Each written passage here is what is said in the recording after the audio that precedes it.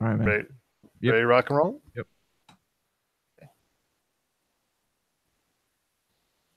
On this week's episode, life does find a way in Jurassic World. What is really going on with the Star Wars anthology films? And just how long will Rob wait for an autograph from Donald Duck? All this and more as we once again delve into the pop culture cosmos.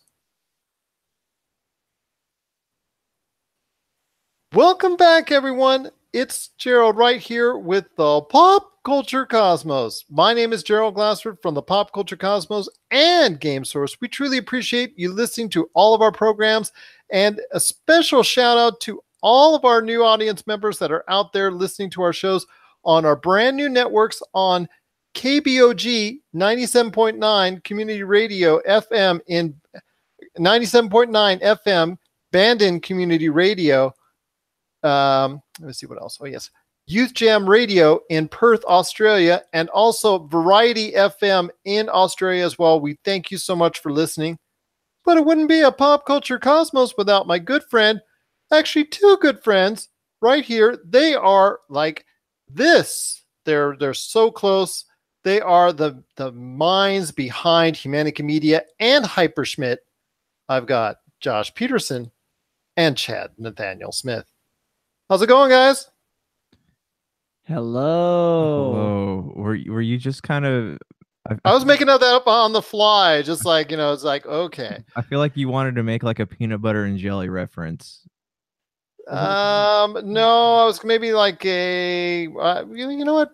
Yeah, let's go with that. Peanut butter and jelly reference. There you go. Just salt and pepper, whatever you want. That's good. All right. Sounds good to me. All right, there you go. But it's going to be a great episode we've got for everyone out there today. Like I said, we got Chad Smith sitting in right here. He's with us today. Check out all the great stuff on his group, Hyperschmidt, on YouTube today. Plus, we're going to be talking a lot about Jurassic World's big weekend at the box office, Star Wars anthology series. We're going to be talking about who holds the upper hand in the Burger Wars and a whole lot more. But first, let us start off with the big topic for discussion, and that is the Star Wars anthology series. Earlier last week, the Collider had a story that said that they've delved in behind the scenes at Lucasfilm, and Lucasfilm has made the call to put a halt to the Star Wars anthology series due to the poor performance from Solo, A Star Wars Story. But there were other reports later in the week actually refuting that original story that Collider had. So I guess what at this point in time, we're trying to weed through all this mess right now going on at Disney and Lucasfilm when it comes to the world of Star Wars. So I ask you guys, in fact, I'll start with you, Chad. What are your thoughts on the Star Wars anthology series, especially right now with it being in kind of a limbo status? It's funny because I think it's kind of I would like to believe the news is false about Lucasfilms doing what they're doing, because they're such a big company that it would kind of be weird to let one little hit kind of falter them that much. It's like they're Disney that's partnering with Lucasfilms. Like, it's pretty much a monopoly right there, on some pretty great stuff. So I would hope that they wouldn't let one movie kind of like stop them from making some others. I'm excited about some of the other movies in the anthology. I really hope that they don't put a hold on it, just because Solo took a little bit of a hit. You're not going to be able to win everyone. I think that they need to just keep going as strong as ever. Solo, A Star Wars Story has been reported to maybe lose anywhere from $75 to $100 million. It might be that kind of big. Might be that big of a write-off for Disney. So what does that mean for the future of the Star Wars series, Josh? Because, in the past we've talked about a Boba Fett standalone movie. The Obi-Wan movie was said to be in pre-production already, and there were even more stories that were rumored to be coming down the pike. I mean, it wouldn't make sense for them to not do them, but at the same time, like, yeah, because they have canceled whole franchises that they had planned out before. Remember, with even with just John Carter of Mars was one. They had like theme park attractions and action figures and all that stuff in the pipeline for, and then that ended up tanking and they canceled all that stuff. But with Star Wars, it's weird because you can have you can have a bad Star Wars, and then you can have a good Star Wars, and you'll have all the good grace of the fans back. So I don't, it doesn't make sense that they would not make them because there's a lot of fans who want to see a lot of things. But then Yeah, again, as we've learned lately with what's her name with the social media, is that Star Wars fans are dicks. So it's hard to really say. Kelly Marie Tran. Yeah, yeah. yes. So the Star Wars market is very volatile and There's a unpredictable. lot of dark side. Oh, for real, yeah. There is indeed, and there's been a lot of backlash. I guess it starts. I don't want to say it started with The Force Awakens because there were people saying, yeah, it was a Star Wars rehash and whatnot, but it wasn't really to that level. It was really when The Last Jedi came out, and there was a lot, and I mean a lot of social media backlash to it, even to the point today where Rian Johnson was actually applauding the fact that, or in trolling, I guess, as far as that's concerned, a measure by a group of people actually getting together on social media and trying to raise money to make a new revised version of The Last Jedi. They've actually garnered up to $15 million. Now, they probably would have to actually get 20 times more than that to actually start, feasibly thinking about a remake of The Last Jedi. But that alone tells you that there's a lot of animosity out there over the Star Wars series at that point in time. At this point in time, Chad, I ask you, with that animosity out there, was it a wise decision to even go ahead with the anthology series, or maybe put it on the back burner a little while because of the fact that the Last Jedi was garnering so much ill will?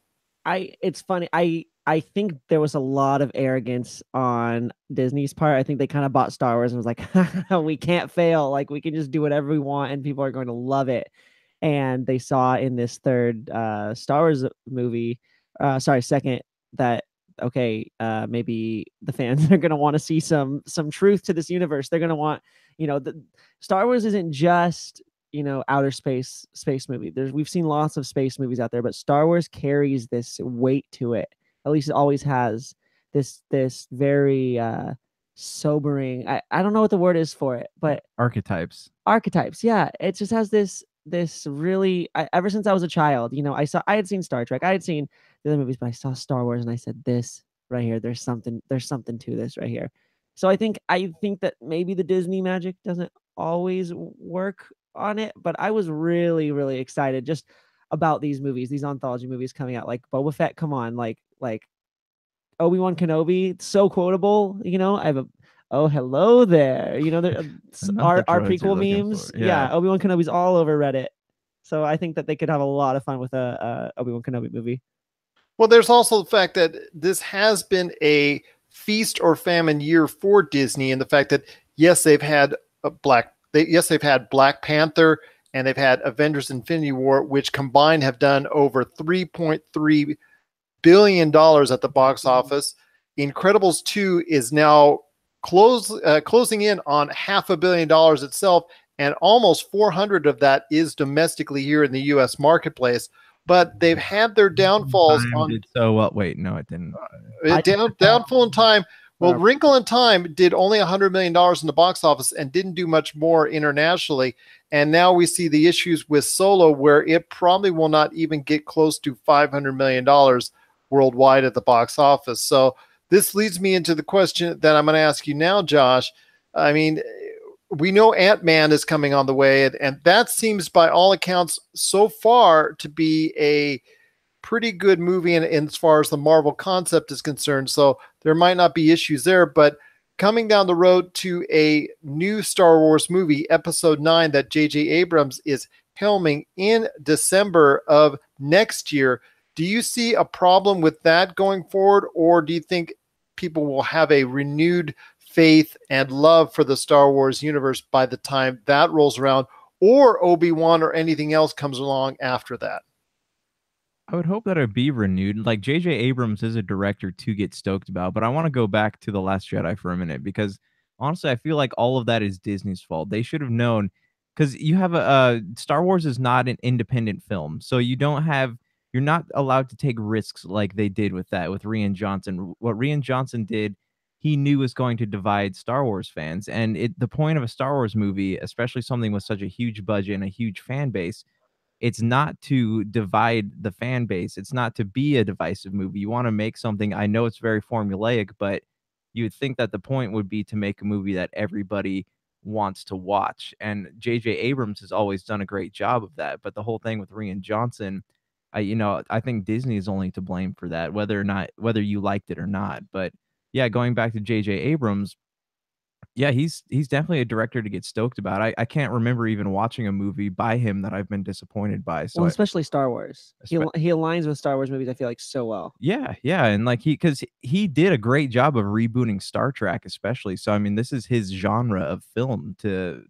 So I think that putting J.J. Abrams back in the driver's seat for this next Star Wars movie can only help them. They should have done it for the eighth one. Oh as yeah, well. yeah. I'm always They should have. curious. I wish they had him do all three of them. Yeah, I wish I could have seen like what his original script treatment was like for The Last Jedi. Yeah. So you guys are cool with an Obi-Wan movie possibly coming out, but after that, like I've said before, Boba Fett, Lando, they've all been rumored to be Star Wars anthology stories coming down the line, plus maybe some original ones like, well, actually original concept, original story, whatever you want to, that's been put in the Star Wars timeline like Rogue One was. So you guys would be okay if the Star Wars anthology series continued, because you see this only as a little blip in the radar when it comes to the failure, when it comes to Solo, a Star Wars story. Yeah, I think maybe they need to, instead of putting a halt to it, maybe just kind of reorganize which movies they're going to do next. Like, okay, guys, we get it. You didn't like Solo, but hey, check it out. Yoda's coming out. I think That's even worse. Hey guys, I agree with you on that one. Amidala, the movie, Oh, not even Queen Amidala. Well, I mean, this goes back to something that Josh, you and I have talked to before on our previous episodes, is Boba Fett. I mean, there is a niche crowd that absolutely goes gaga when they heard the story that there's a possibility that there will be a Boba Fett entry in the Star Wars anthology series. But for us, it was just like, no big deal. I have a feeling that movie would be a lot more apathetic and actually garner less than Solo, a Star Wars story. I think if you're going to do it, you'd best be putting it on a television or streaming type format, don't you think? Yeah, I think so. I think they need to kind of reassess the movies, like what Chatty was saying. Is that I mean, don't just assume like, oh, this guy sells action figures. He has the most not expensive, but most valuable action figure of all time. So we're gonna make a whole film based on him. That's not a millennial judgment right there. Yeah, for real. They need to find out like what characters people would actually be interested in seeing movies on. Like Rogue One, I thought was amazing because it told a story that we had grown up hearing about while watching Star Wars. But I don't really. There's a lot of these characters I just don't really care about. I don't care about. Who'd be the last character you cared about aside Jar Jar Binks, the movie? Jar Jar Binks. I would love to see a Boss Nass movie. Nice. All right, cool. Let's not go there. But a lot of these stories, I believe, can be told on a smaller format, on a smaller screen, including what we've also talked about before when it comes to as far as Iron Man director, Jon Favreau. Yes, Jon Favreau and his upcoming Star Wars television series that he's going to be creating. You can delve into several episodes and make it over the course of a season on a Boba Fett storyline, a Lando storyline, and even more. Although I agree with you guys, I still think Obi-Wan can be good on the big screen. Obviously, we'll see Ian McGregor's actual true drawing power when Christopher Robin comes out here in a couple months or so. But I will say this, that it is time for, maybe, like you guys said, for Lucasfilm to reevaluate what the Star Wars series is all about, and if they want to go ahead and continue on the path they're doing, because either which way, whether they continue with it or they don't, they still have to make a sound decision in doing so.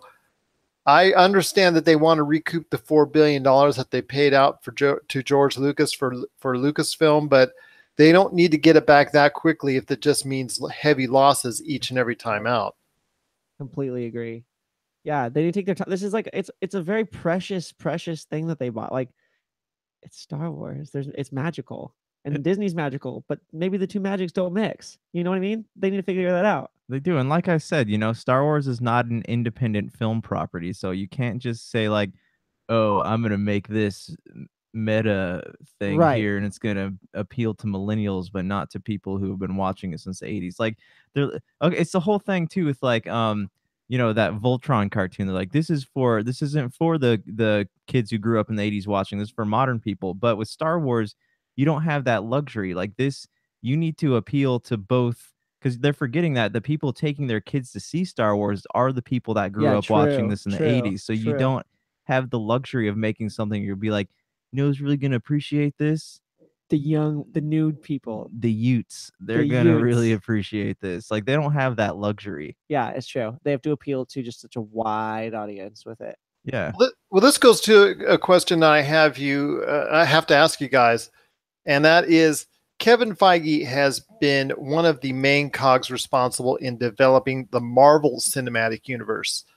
He wasn't actually the top guy in charge when the Marvel Cinematic Universe started, but he helped get the ball rolling. He helped it start getting into a nice flow. And obviously with where we're at in the Marvel Cinematic Universe, you can't say anything but that he's done an excellent job with the Marvel Cinematic Universe. As soon as he was allowed to take over the full creative control and the full control of Marvel, as far as the whole direction for it is concerned. So I ask you, is there an issue with at the top or maybe somewhere in the creative direction with Star Wars? And do you think that needs to be changed in regards to where Lucasfilm is concerned? Just maybe get a new direction or just come to an agreement on what direction you're going to? Because not only do they have Episode 9, the possible anthology stories, but also they have on the queue the Game of Thrones writers writing one set of a universe of movies. Then you have Rian Johnson supposedly doing another set of creating another universe of his own. Who knows where these timelines are going to fall, and who knows when their movies are actually going to be showing up on screen. But is it a little bit confusing now to this point? Because to me, it's becoming more and more like the DC movie universe, more and more with each passing day. Are you talking about whereas like the studio heads are kind of... Yeah, I'm not to say Kathleen Kennedy, because she's been a part of that whole... I mean, she goes way back even to the Raiders of the Lost Ark deal and all that, but maybe not her, but just whoever is helping her come up to, whoever's helping her come up with that type of timeline. Because we've seen with George Lucas, even his thoughts and his ideas for the Star Wars universe seem to go astray in the 90s as well. Yeah. I mean, what'd you say? I think that in a sense, this is kind of weird. My whole thought is like the Star Wars universe is kind of lactose intolerant, where as opposed to the Marvel universe, it can be cheesy. That's true. You can be cheesy with it, and I think Disney was trying to test the waters and see how cheesy they could get with Star Wars. Which, don't get me wrong, like Episode 1, 2, and 3, you definitely saw a lot more cheese on Episode 1, 2, and 3 than you did in 4, 5, and 6. Like that, but it was like what type of cheese though? Are we talking Parmesan? Or are we talking ricotta? Or are we talking Limburger cheese? That was one left out. Yeah, Limburger. Yeah, definitely it's a Limburger, but it's consistency of a ricotta. So it's like a very smooth Limburger. Yeah, like you said, like it's been left out. But it's like, yeah, I don't know. They really need to get it together, because it's like they're trying to just tell stories through this medium of Star Wars, but Star Wars is kind of its own thing. They need to stop trying to make it their thing. They need to like roll with what Star Wars is. That is true. I haven't thought about that. Like, it's dry. Star Wars is like at least in its originality. Like, it was a really dry movie, I feel like. Well, so like the original trilogy was so wide spanning, and in this one's very linear. So it kind of makes the whole thing with the First Order feel pointless, like a bunch of squabbling kids. Because before, you could see how the Empire was affecting this system and that system, or these people and this people. But now that it just feels like it's a couple of like it's like a high school rivalry, you know, between football Yeah, teams, and yeah. they're just like, you know, put TPing each other's houses and stuff, and it just doesn't. It's not going anywhere. Maybe it's like Apple. You know, it's like once Steve Jobs left the company, it's like, yeah, it's still Apple, but like it's not like from that one person's brain that's just kind of like inventing all this stuff. You know, it's like they kind of taken George Lucas out of the element, and now it's kind of like, let's just kind of try and branch off from George Lucas. It's not George Lucas, hey, make something completely brand new. Same thing. If they're not like, hey, here's the iPhone that Steve Jobs would have liked. It's like, well, you don't know that, he's dead. Like he probably would have wanted a whole different thing by now, but you're still trying to do something he would have liked. Yeah, we're marketing to millennials. This is the Me phone. Okay. My phone. Yeah. Well, there's some great thoughts. I actually, like I said, you guys just have hit it right on the head there with what you're talking about when it comes to the Star Wars anthology series. I hope there's a clear direction going forward, because it is becoming a little bit muddled when it comes to what projects are going to be actually completed, what are just on the drawing board, and what are eventually just thrown out. It's becoming more and more like the DC movie universe with each passing day. And that's not a good thing to emulate, because there's a lot of chaos there. There's a lot of just bad stuff going on there, and they need to get their act together. And maybe they're trying to do so now at Warner Brothers, but at Lucasfilm, they've got a bigger fish. They got a bigger fish to fry, because with the Star Wars universe out there, the fans are so passionate one way or the other. And as we've seen in the past few months, that it really can be harsh. It really can be tough. And in the case of Solo, a Star Wars story, it can be detrimental to a movie as well. So, those are some great thoughts. You guys out there, so basically, like I said, at this point in time, we've got a lot to think about when it comes to the Star Wars anthology series. It looks like either which way, whether they're trying to figure out what they're going to do with them, or whether they're going to go ahead with them or not. I think at this point in time, they're putting it all on hold and reevaluating Star Wars as a series and going forward from there. And we can only hope that at this point in time, they're going to make the sound decisions for the Star Wars series, so that fans everywhere can be unified in their love for the series once again. What are your thoughts out there on the Star Wars anthology series? Do you still like to see them? Would you like to see, like we were talking about with a possible Lando, Boba Fett, Obi-Wan movie, would you still like to see those come out? Or are you done with them and just want the biannual Star Wars movie to come out at this point in time? Or are you done with Star Wars altogether? Share us your thoughts, popculturecosmos@yahoo.com. Also as well, Pop Culture Cosmos, Humanity Media, and Game Source on Facebook and Twitter as well. Well, we still got a great show for you. We've got Rob McCallum coming up next in a Cosmic Crossfire. He's going to be talking about the wonders of waiting 10 hours for an autograph. And you'll never guess who that is, but he's going to be telling us a little bit more about that when it comes right after he's going to be telling us a little bit more about that coming up right away in the Cosmic Crossfire. Then after that, we're going to be talking a lot about Jurassic World. We're going to be talking about the Roseanne show without Roseanne, Movie Pass, Burger Wars, and Douglas Hoyabu is going to have an interview with Brian Burnell of Playmoji on the new Polymega system. And guys, what about your E3 interview too? Should I run that as well? Yeah. Yeah? Josh, that sounded like a great, very solid. Yeah, with right there. Mutant Football League. That guy was awesome. Yeah. Yes, this guy just starts busting out into his voices. We find out we think he's the producer of it, but then all of a sudden he just busts out and we realize he's most of the voices in it. And this guy, Tim Kitzrow. Good dude. Okay, we'll run. So again, we'll also play that interview as well. That's from E3 2018. That is the Mutant Football League with Tim Kitzrow. We're going to play that as well later in the hour. This is the Pop Culture Cosmos.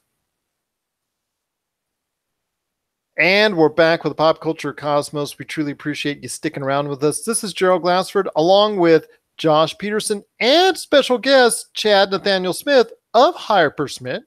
Peppers. Huh? And Red Hot Chili Peppers. And Red Hot Chili Peppers. No, not that. No, we've got the real Chad.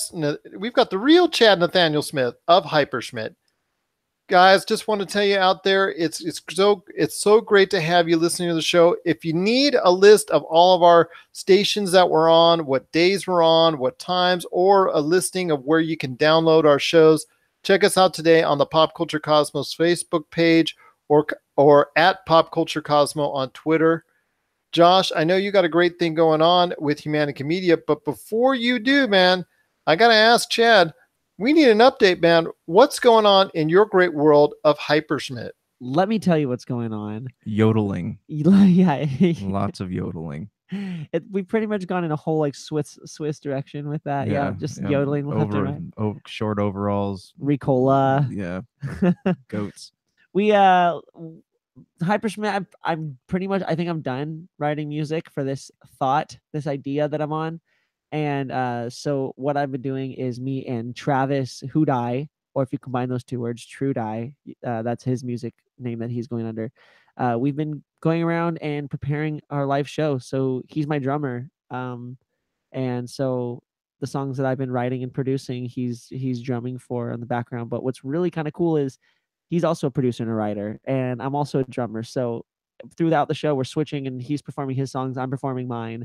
Not only am I getting a cool vocal rest where I get to relax my vocal cords, but I'm getting to drum, which is not something you get to do as a lead singer. So that's something you truly miss when you're a drummer, not being able to drum. And so I wanted to do more than just play some drums during a song. So I think I'm his biggest fan of his music, and I think he really likes my music. So it works out really well. So we've been preparing music. We have a concert this Wednesday, and so we're just looking to just play lots of shows now. We've just been kind of preparing all of our tracks and the show. So just a different season. We've gone from producing, recording, and now we're in the performance season. So it's been really fun exploring the creative outlets in that different area. And you can find all of his great music today on the Hyperschmidt YouTube channel. That's HYPERSCHMITT. Hyper, and then Schmidt spelled like school and baseball mitt. Schmidt with an extra T. With one extra T. School mitt. Yeah, there you go. There you go. I need to figure out a better way to tell people to spell it. Josh, I know you've had some episodes come up for you on the various channels on Humanica Media. So tell me, Matt, what's going on with Humanica Media? Just Topicocalypse. That's pretty much all I'm making these days. So Chad and I did a little E3 chat. Was it 2 weeks ago? We got down and dirty with the E3 news and what's up. Yeah.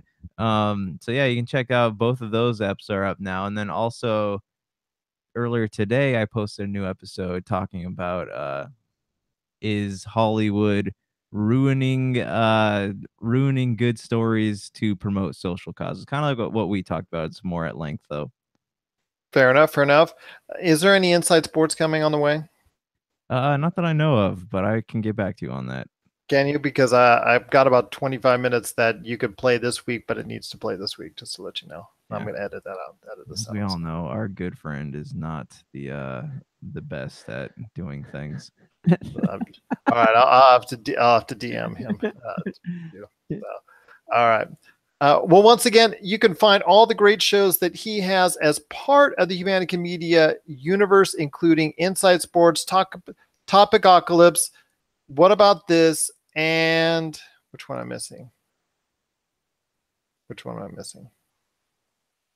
Super BS. Oh yes, Super BS Gamescast. You can catch it today. All those channels on Podbean, Apple Podcasts, and so many other various outlets.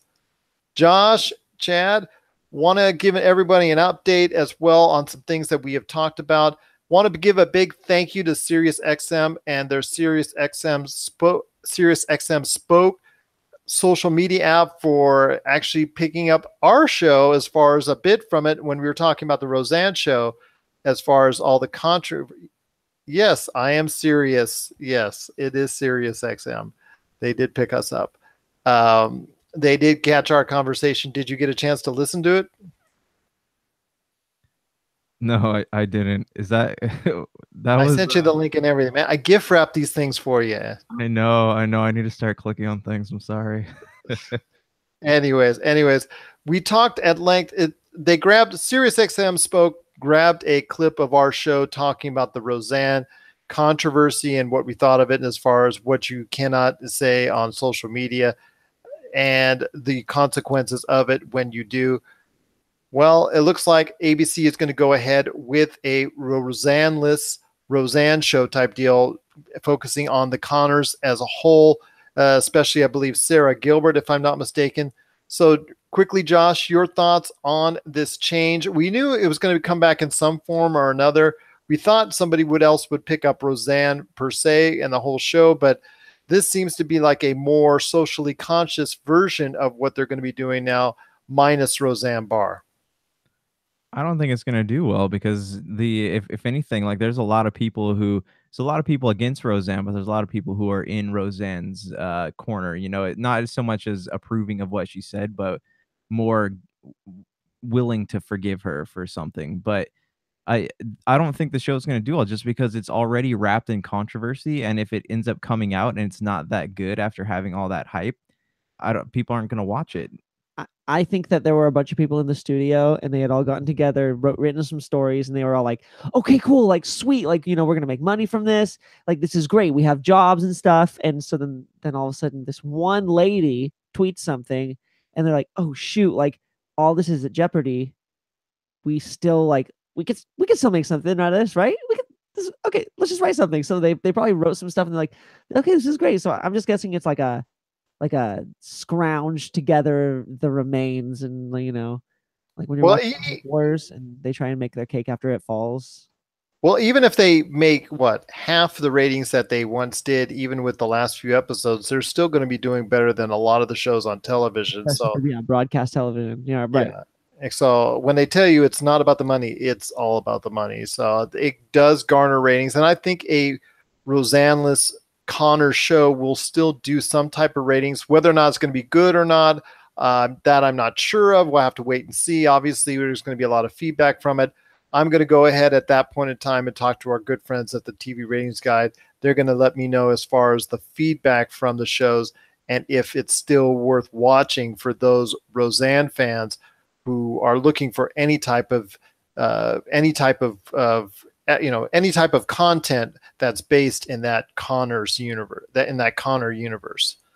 One last thing we need to follow up on. Josh, you and I, for the Friday show, we talked at length about glowing things about MoviePass and how much we enjoyed the value of it, and we were laughing and basically trolling on the, I guess, attempts or for lack of a better word, on the companies that were trying to, basically the theater chains that were trying to do their own version of MoviePass and how laughable they were.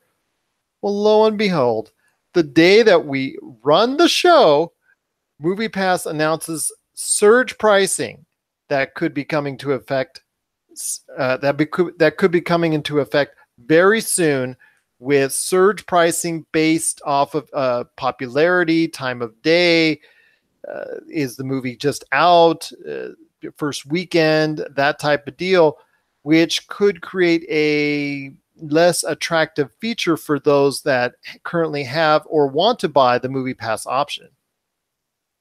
Do you think that it was not even this is because it's not sustainable and they're starting to see that it's not sustainable?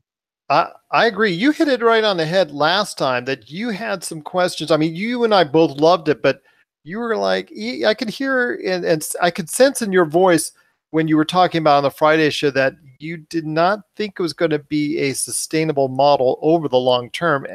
And even though they do garner some funds in regards to third-party advertising, third-party promotion, things of that nature, you're right. It looks like it is starting to catch up with them, and surge pricing is involved in that process.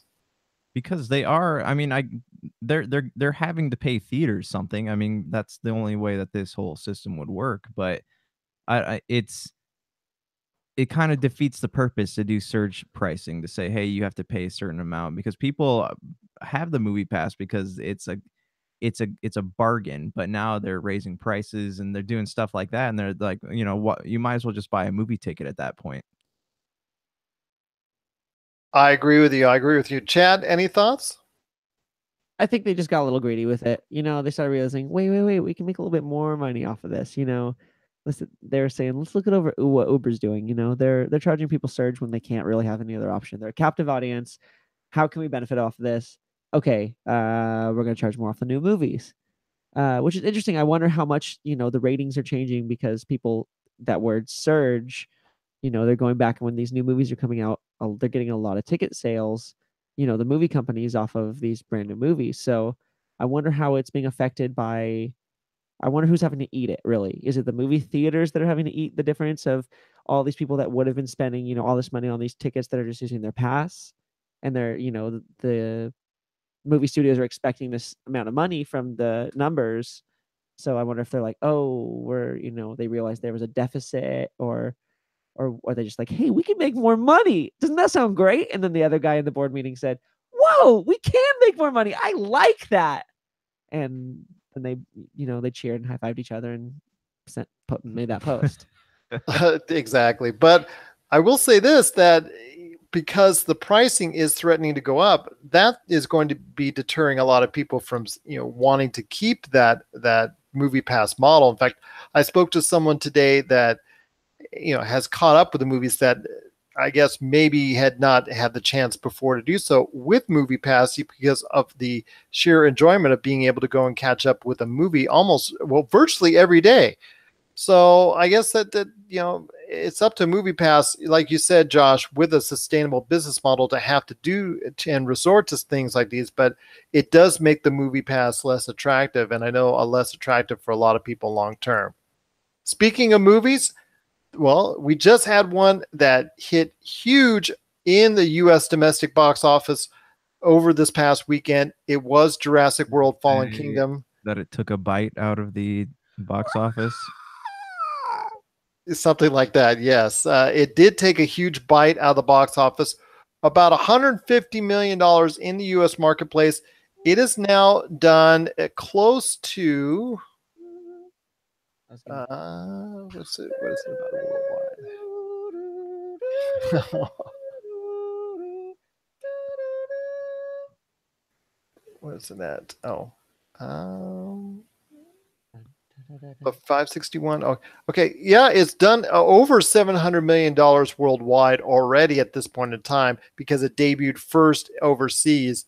Want to ask you guys real quick, do you think that Jurassic World: Fallen Kingdom will continue this type of success, or do you see it with a huge drop in the weeks to come as more movies come out?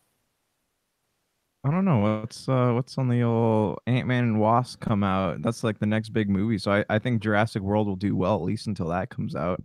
You know what's cool about Jurassic World is no one else out there is making movies like this.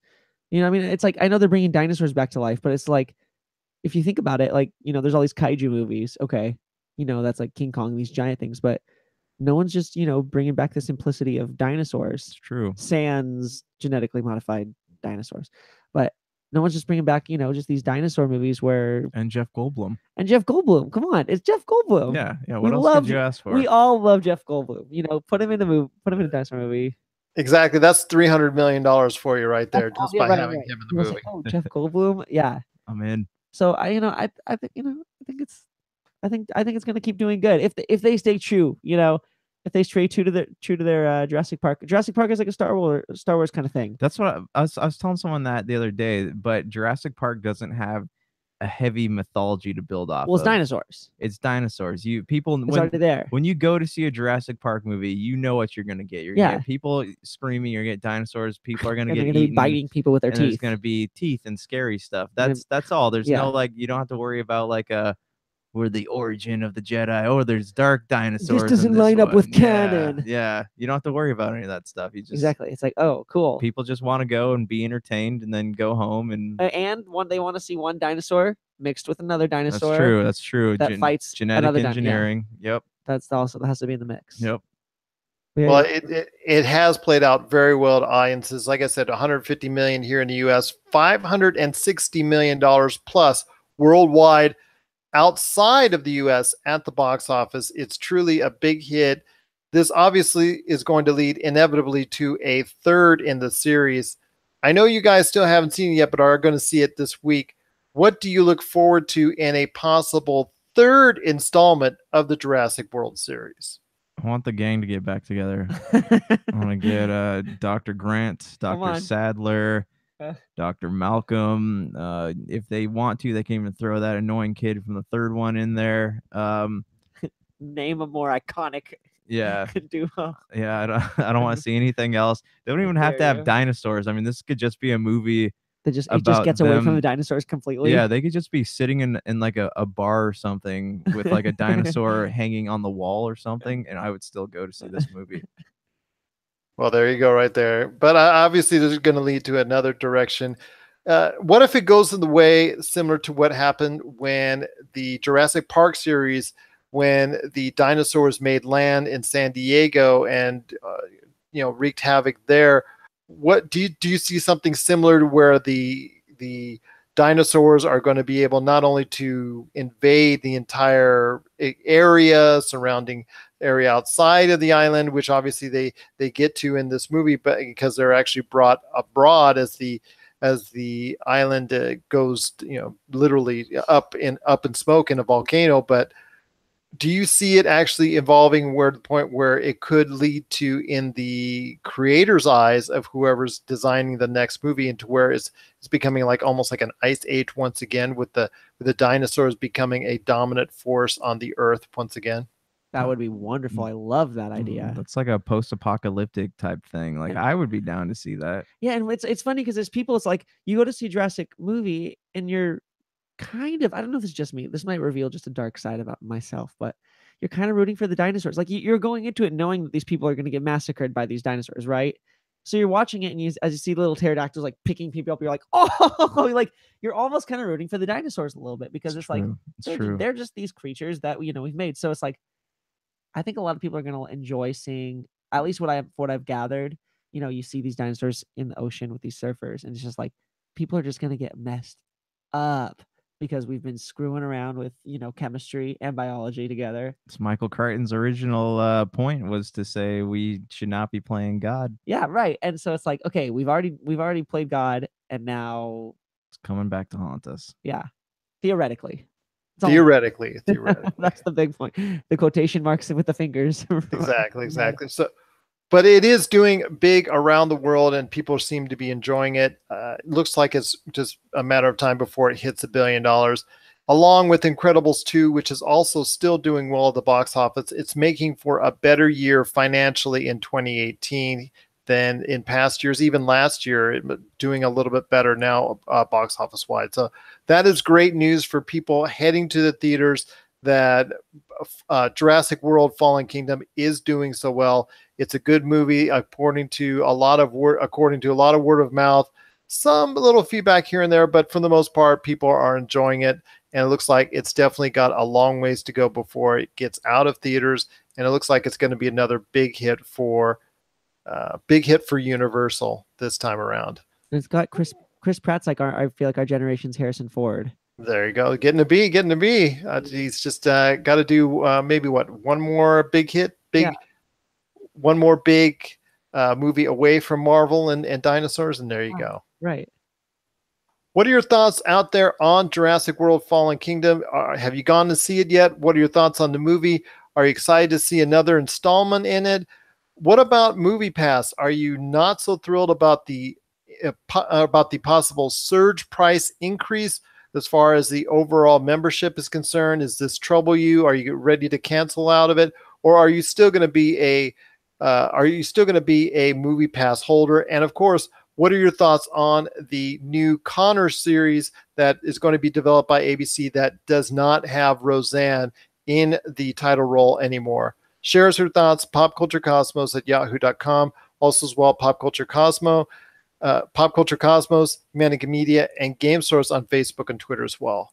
So coming up next, we've got 2 interviews back to back. We've got Douglas Hoyabu from Retro City Games. He has an interview with Brian Burnell of Playmagy, talking about the new Polymega console system that just blew Doug away when he was at E3. And then following that up with you guys right there, being Chad and Josh, you were at E3 2018 as well. You got a chance to interview see. I got that. You got a chance to interview Tim Kitzrow of the Mutant Football League, and he's going to kid around with Chad right here after the break as well. This is the Pop Culture Cosmos. This is the Pop Culture Cosmos. And we're back to close out the show. I want to thank Tim Kitzrow. I also want to thank Brian Burnell, Douglas Hoyabu, Rob McCallum for all appearing on the show today. Obviously, a big shout out to Chad Smith of Hyperschmidt. Chad, outside of the YouTube channel for Hyperschmidt, is there anywhere else anyone needs to go to check out all your great stuff that you got coming along the way? Yes, definitely go over to Instagram at Hyperschmidt, at Hyper and then SCHMITT, because I post a lot of stuff on there. I love just kind of sharing like gifts that I can relate to on my story, but also anyone that messages me, I love just like talking to people, because my music is about going through battles of life and making it through it and finding the light through it. So I love talking to people about what my songs actually mean and kind of really getting down to the nitty gritty and kind of, just talking to people about what I've gone through. So yeah, hit me up on Instagram. I love talking to people on there. So yeah. Josh, you got anything cooking as far? I know you got the top 200 you and I both have been working on, you more so than I, but I will try to make up for it as far as here in the next week. But what are you working on with outside of that for, let's say, for anything outside of that? Just my book, next week I'm planning on finishing it. So woo! Yeah, it's been a long time in the making. It's exciting. Yeah, I'm excited about this one. Well, it's going to be good, hopefully.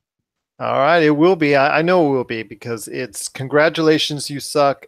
That's right. That's the title. Look for it. Get a chance to pre-order it here soon. It's Congratulations, You Suck by Josh Peterson. Look forward to it. Look forward to it. It's coming out soon from in all bookstores, wherever you can get your books. Guys, before we head on out, and I want to thank both of you again for being on the show. Gotta ask you. The burger wars seem to be getting hot and heavy at this point in time, because they are really going at it tooth and nail on social media, on television advertising here in the United States, and pretty much around the world as well. So I got to ask you guys, I know you guys are fast food aficionados, unfortunately, like me as well. But you see the ads all the time with McDonald's, with Wendy's, with Carl's Jr., aka Hardee's, In-N-Out. You see all those great, Whataburgers in the Midwest, and so many others. Jack in the Box. The list goes on, which spend millions of dollars each year on advertising and also social media as well. Who do you think has the leg up right now as far as perception in regards to the burger wars? Maybe we're not going as far as taste, because that's all a matter of preference at this point in time. I might think this burger is better than this burger. You might think otherwise. But when it comes to when you watch it on screen and you watch this play out on social media, on advertising, on television, the internet, the whole nine yards, who do you think has a leg up right now and why? I want to say Wendy's. Hey, that's what I was going to say. Wendy's is owning social media right now. They really are. Whoever is running their Twitter they're woke. Just they're woke, and they are just so quick-witted. They are. It's amazing. It amazes me. And you can't say In-N-Out. They're too local. Yeah. But Wendy's, I've seen so many burns by them where these other companies, they'll tweet something, and Wendy's, their comebacks they're not good. They're great. They're great, and they're funny too. They've never been frozen. Their comebacks, okay? Yeah. Speaking of burgers, though, we did meet the king at E3 a couple weeks ago. So the question is, did he decide he was the king, or did the people decide he was the king? True, or was it IHOB? Oh well, yes, IHOB even. IHOB, formerly known as the International House of Pancakes, is now known as the International House of Burgers, in what was a big announcement changing to IHOB, which I'm going to say right now, it hasn't gone over very well. I've talked to people that have actually eaten there, 2 different people, and they said that they have some pretty great burgers. I imagine they didn't just change their name. I imagine they found a chef that was like, hey, I know how to make some pretty good burgers here, before they did this. So I need to go try a burger from IHOB. You know, it's weird to say. I feel like I have a IHOB. stuffy You nose. sound like a pirate, you know, IHOB. There you go. Oh, Hob, join old Hob. Hey, Hob, I. And we'll leave out on this question. Do you see anybody? Because, well, let's put it this way. McDonald's has been such a staple of not only America, but pretty much around the world as the leader in fast food burger chains. With all this competition that they've had over the course of years, and they've always been able to fend off because of their name value and whatnot. But with a new age of social media, new age of internet marketing, a new age of television streaming marketing, and the whole 9 yards, do you see technology? Technology as a whole? Do you see anyone coming close to or competing or eventually passing over McDonald's when it comes to a worldwide standard as far as fast food burgers are concerned? It's funny. I went to Europe last year, and over there, McDonald's are actually kind of more fancy restaurants. Like, not, I mean, it's still fast food, but it's definitely doesn't have the same like perception it has here in America. So I don't know. I think what's gonna happen is robots are gonna replace the cashiers, and they're gonna be able to pay like cooks to make like decent food, like they do over there. And yeah, they're gonna invest more into their cooks and less. I don't know, but I think McDonald's is just, they're so worldwide. They're the, again, back to it, but they're the Disney of of the fast food. The McDouble's the Marvel. It's true, and they're getting efficient too. Like at least, like I noticed with these automated screens where you can order food In the restaurant. Yeah. in the restaurant, is that you can't do specialty items. So like if you Oh, said, "Hey, dang. I don't want pickles," so that kind of streamlines everything. You know, you don't have to worry about someone. But you're choosing, so you're oddly like okay with the fact that you don't get what you want, because you're still like choosing, you're picking what you Right. want. It's a psychology thing. Well, I'll tell you what, there will, in my opinion, there may be at some point in time someone that competes head to head with McDonald's, not only here in the States, but worldwide. In-N-Out on the West Coast here in America is a dominant force here. You go back in the Midwest, Whataburger, then you've got Five Guys, which also rates very highly on a lot of taste tests, and so much more that are out there as contenders. And then you've got the big guys as far as Carl's Jr., aka Hardee's. You've got Jack in the Box. You've got, like you said, Burger King, Wendy's, and so many others. But when it all comes down to it, I think at some point someone may compete head to head, but that future is still a long ways away, because McDonald's at this point in time still has too much of a chokehold on the entire world when it comes to fast food burgers. But I think at some point there will be some entity that may compete on that level, but it's not coming anytime soon. So it's not coming anytime soon. What are your thoughts out there on the burger wars? Who has the leg up? Who do you like as a burger? You got to tell us. We got to know. Red Robin, if Red Robin, who else makes good burgers? I love Red Robin. Like Chili's, like takes pride in their burgers. Yeah, Red Robin, Chili's. There's so many out there that I know you guys out there, and you guys and gals out there that like to tell us. Please share us your thoughts. PopCultureCosmos at Yahoo. PopCultureCosmos@yahoo.com. Also as well, Pop Culture Cosmos, Humanica Media, and Game Source on Facebook and Twitter as well. So guys, it's been great. Any last thoughts on the way out? Actually, you know what? Me and my friends just created a show based in the show Fortnite.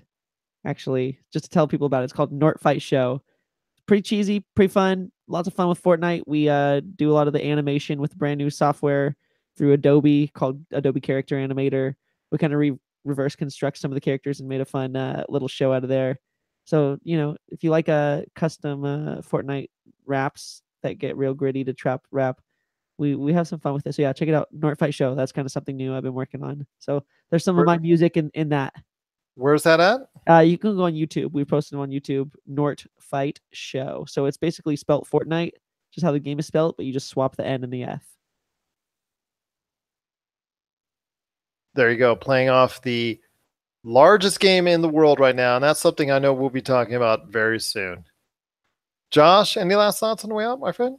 No, man, I'm good. I'm gonna go see Jurassic World tomorrow, and I'll get back to you with my thoughts on that. Awesome. Awesome. Can't wait to hear your thoughts on that on our Friday program. And again, my wholehearted thanks to everyone that's listening out there. If you just are picking up our show for the very first time, we truly appreciate you doing so.